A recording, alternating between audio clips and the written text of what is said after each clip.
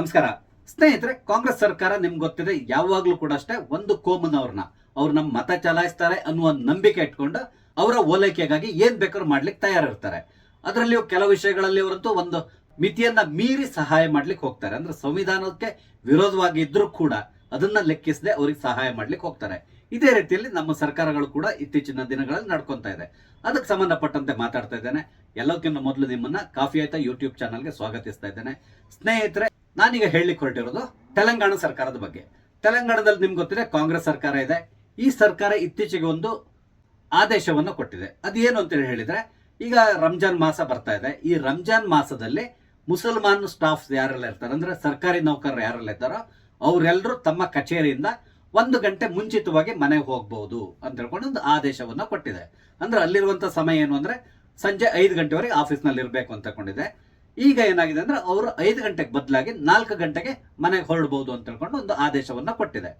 ಇದೀಗ ಅಲ್ಲಿ ಒಂದ್ ರೀತಿಯಾದಂತಹ ವಿವಾದದ ಸ್ವರೂಪವನ್ನು ಪಡ್ಕೊಳ್ತಾ ಇದೆ. ಯಾಕಂದ್ರೆ ಹಿಂದೂ ಸಂಘಟನೆಗಳು ಇದನ್ನ ವಿರೋಧಿಸ್ತಾ ಇದೆ.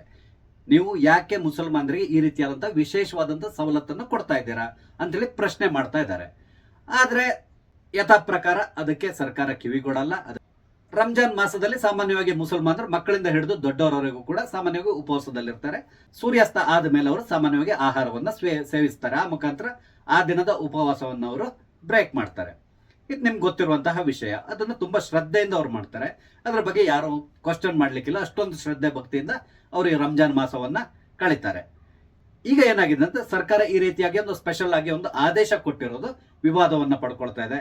ಯಾಕಂದ್ರೆ ಮುಂದಿನ ದಿನಗಳಲ್ಲಿ ಇದರಿಂದಾಗಿ ಬೇರೆ ಬೇರೆ ಸಂಘಟನೆಗಳು ಕೂಡ ಬೇರೆ ಬೇರೆ ರೀತಿಯಾದಂತಹ ಡಿಮಾಂಡ್ಗಳನ್ನ ಇಡಬಹುದು. ಇದರಿಂದಾಗಿ ಬೇರೆ ರೀತಿಯಾದಂತಹ ಸಮಸ್ಯೆ ಉಂಟಾಗ್ತದೆ ಅಂತ ಅವ್ರು ಹೇಳ್ತಾ ಇದ್ದಾರೆ. ಅದೆಲ್ಲದಕ್ಕಿಂತ ಮುಖ್ಯವಾಗಿ ಈ ರೀತಿಯಾಗಿ ಒಂದು ಕೋಮನವ್ರನ್ನ ಇವ್ರ ದೃಷ್ಟಿಯಲ್ಲಿ ಇಟ್ಕೊಂಡು ಯಾಕೆ ಈ ರೀತಿಯಾದಂತಹ ವಿಶೇಷವಾದಂತಹ ಪರ್ಮಿಷನ್ ಕೊಡ್ತಾ ಇದ್ದೀರಾ ಅಂತ ಹೇಳ್ಕೊಂಡು ಕೂಡ ಪ್ರಶ್ನೆ ಮಾಡ್ತಾ ಇದ್ದಾರೆ. ಇದು ತೆಲಂಗಾಣದ ಕತೆ ಆದ್ರೆ, ಈಗ ಕರ್ನಾಟಕದಲ್ಲಿ ಕೂಡ ಇದೇ ರೀತಿ ಆಗುವಂತಹ ಸಾಧ್ಯತೆಗಳು ಕಾಣಿಸ್ತಾ ಇದೆ. ಇವತ್ತು ಕೆಪಿಸಿಸಿ ಉಪಾಧ್ಯಕ್ಷರಾದಂತಹ ಹುಸೇನ್ ಅವರು ಒಂದು ಮನವಿಯನ್ನ ಸರ್ಕಾರದಲ್ಲಿ ಮಾಡ್ತಾ ಇದ್ದಾರೆ. ಅದು ಏನು ಅಂತ ಹೇಳಿದ್ರೆ, ತೆಲಂಗಾಣದಲ್ಲಿ ಯಾವ ರೀತಿಯಾಗಿ ಪರ್ಮಿಷನ್ ಕೊಟ್ಟಿದ್ದಾರೋ ಅದೇ ರೀತಿಯಲ್ಲಿ ಕರ್ನಾಟಕದಲ್ಲಿ ಕೂಡ ಮುಸಲ್ಮಾನ್ ಬಾಂಧವರಿಗೆ 2 ಗಂಟೆ ಸಮಯ ಪರ್ಮಿಷನ್ ಕೊಡಬೇಕು. ಅಂದ್ರೆ ಇಲ್ಲಿ 5:30 ಗಂಟೆ ಆಫೀಸ್ ಕ್ಲೋಸ್ ಆಗೋದಿದ್ರೆ 3:30 ಗಂಟೆಗೆ ಅವ್ರನ್ನ ಮನೆಗೆ ಹೋಗ್ಲಿಕ್ಕೆ ನೀವು ಅನುವು ಮಾಡಿಕೊಡ್ಬೇಕು. ಈ ರೀತಿಯಾಗಿ ಒಂದು ಆದೇಶವನ್ನು ಹೊರಡಿಸಿ ಅಂತ ಕೇಳಿದ್ದಾರೆ. ಇದ್ರ ಜೊತೆಗೆ ಇನ್ನೊಂದು ಮಾತನ್ನು ಅವ್ರು ಹೇಳಿದ್ದಾರೆ. ಈ ಬಾರಿ ಮುಸಲ್ಮಾನ್ ಸಮುದಾಯ ಸಂಪೂರ್ಣವಾಗಿ ಕಾಂಗ್ರೆಸ್ ಜೊತೆ ನಿಂತಿದೆ. ಕಾಂಗ್ರೆಸ್ಗೆ ಮತವನ್ನ ಚಲಾಯಿಸ್ಲಿಕ್ಕೆ ಹೋಗಿ ಕಾಂಗ್ರೆಸ್ ಅಭೂತಪೂರ್ವವಾದ ಜಯವನ್ನು ಗಳಿಸಿ ಇಲ್ಲಿ ಸರ್ಕಾರವನ್ನು ರಚನೆ ಮಾಡಿದೆ. ಆದ್ರಿಂದ ನೀವು ಕೃತಜ್ಞತಾ ಪೂರ್ವಕವಾಗಿ ಈ ರೀತಿಯಾಗಿ ಒಂದು ವಿಶೇಷವಾದಂತಹ ಪರ್ಮಿಷನ್ ನಮ್ಗೆ ಕೊಡಬೇಕು. ಆ ಮುಖಾಂತರ ಮುಂದಿನ ದಿನಗಳಲ್ಲಿ ಕೂಡ ಮುಸಲ್ಮಾನ್ ಸಮುದಾಯ ನಿಮ್ಮ ಜೊತೆಗೆ ನಿಲ್ಲಲಿಕ್ಕೆ ನೀವು ಸಹಾಯ ಮಾಡಬೇಕು ಅಂತ ಹೇಳ್ಕೊಂಡು ಈಗ ಒಂದು ಮನವಿಯನ್ನ ಕೊಟ್ಟಿದ್ದಾರೆ.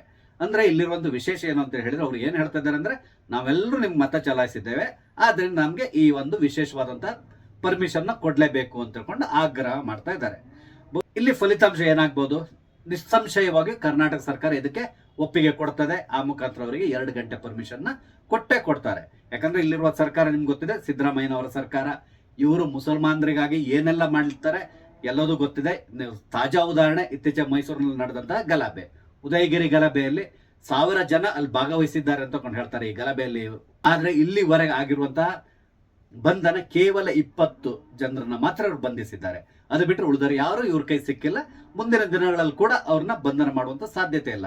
ಅದರಲ್ಲೂ ಮುಖ್ಯವಾಗಿ ಪ್ರಚೋದನಕಾರಿ ಭಾಷಣ ಮಾಡದಂತಹ ಒಬ್ಬ ವ್ಯಕ್ತಿ ಇದ್ದಾನಲ್ಲ, ಆತನನ್ನ ಇಲ್ಲಿವರೆಗೂ ಕೂಡ ಎಲ್ಲಿದ್ದಾನಂತ ಇವ್ರಿಗೆ ಟ್ರೇಸ್ ಔಟ್ ಮಾಡ್ಲಿಕ್ಕೆ ಆಗಿಲ್ಲ. ಆದ್ರೆ ಬರ್ತಾ ಇರೋ ಸುದ್ದಿ ಏನು ಅಂತ ಹೇಳಿದ್ರೆ, ಆತ ಮೈಸೂರಿನಲ್ಲಿ ಆರಾಮದಲ್ಲಿದ್ದಾನೆ. ಪೊಲೀಸರಿಗೆ ಗೊತ್ತಿದ್ರು ಕೂಡ ಆತನನ್ನ ಬಂಧಿಸ್ಲಿಕ್ಕೆ ಸಾಧ್ಯ ಆಗ್ತಾ ಇಲ್ಲ. ಆತನಿಗೆ ಕಾಂಗ್ರೆಸ್ ಸರ್ಕಾರ ಸಂಪೂರ್ಣವಾದಂತಹ ರಕ್ಷಣೆಯನ್ನು ಕೊಡ್ತಾ ಇದೆ ಅಂತ ಕೂಡ ಹೇಳ್ತಾ ಇದ್ದಾರೆ. ಅದೇನೇ ಇರಲಿ, ಇಲ್ಲಿ ಸರ್ಕಾರ ಮಾಡ್ಲಿಕ್ಕೆ ಹೊರಟಿರುವಂತಹ ಕೆಲಸ ಇದೆಯಲ್ಲ, ಇದು ಅಕ್ಷಮ್ಯ ಅನಿಸ್ತದೆ.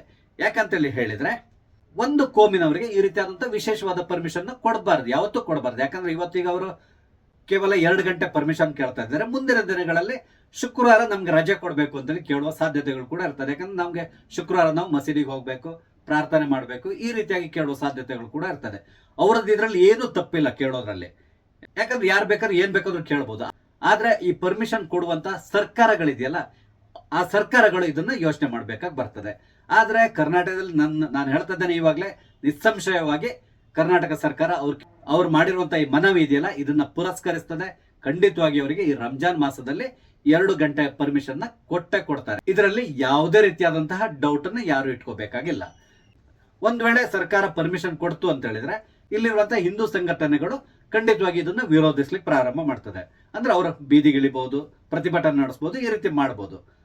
ತಕ್ಷಣ ಏನ್ ಮಾಡ್ತಾರೆ ಸರ್ಕಾರ, ಇವರೆಲ್ಲರೂ ಮುಸಲ್ಮಾನರ ವಿರೋಧಿಸ್ತಾರೆ, ಹಾಗಾಗಿ ಈ ರೀತಿಯಾಗಿ ಮಾಡ್ತಾರೆ, ಇದೆಲ್ಲದರ ಹಿಂದೆ RSS ಇದೆ ಅಥವಾ ಬಿಜೆಪಿ ಇದೆ, ಈ ರೀತಿಯಾಗಿ ಮಾತಾಡ್ಲಿಕ್ಕೆ ಶುರು ಮಾಡ್ತಾರೆ. ಬಿಜೆಪಿ ಬಿಡಿ, ಅವ್ರ ಬಗ್ಗೆ ಮಾತಾಡದೆ ಇರೋದೇ ಒಳ್ಳೇದು ಕರ್ನಾಟಕದ ವಿಷಯದಲ್ಲಿ.